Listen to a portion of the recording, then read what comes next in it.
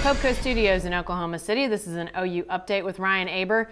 I'm Jenny Carlson. Ryan, a guy that is headed back to Dallas, his hometown for OU Texas, Chuka Ndulue, obviously a big force, big part of that defense, but he's come a long way from his early football days in Dallas, hasn't he? Absolutely. He's a guy who grew up in Nigeria with his grandparents, moved to Dallas, I believe, in middle school to live with his mom. I talked to his high school coach earlier this week, and he told me that the first time that Chuka came in and got fitted for pads, he put the pants on with the pads pockets on the outside. He ran the shoulder pad straps through his belt loops to make them like suspenders. So he didn't have any concept of how to put on pads, but he quickly became a really good football player for Dallas Jesuit. And obviously at OU, he's having his best season that he's had, which OU really needs it on the defensive front right now. Well, Chuka talked earlier this week about going back to Dallas for the OU Texas game, what that's like for him as a Dallas guy, and here's what he had to say about the fun behind that.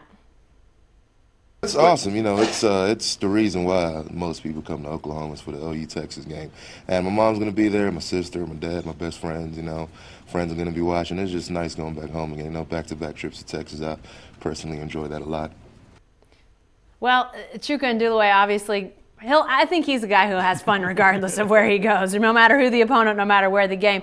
But let's talk about the defense and the part he has to play on Saturday. Obviously, not a great defensive performance on this past Saturday against TCU. What does this defense now have to do against Texas to get back on the winning track? Well, I think the biggest thing is they need to get pressure on Tyrone Swoops. They weren't able to do it consistently against TCU's Trevon Boykin. He was able to elude them and make time to get coverage free when OU covered well, which they didn't do a whole lot of. So it starts on both ends. I think really they need to be better. Now the good news for OU is that Swoops isn't as advanced as Trevon Boykin is, so certainly you can force him into making mistakes that maybe Boykin wouldn't.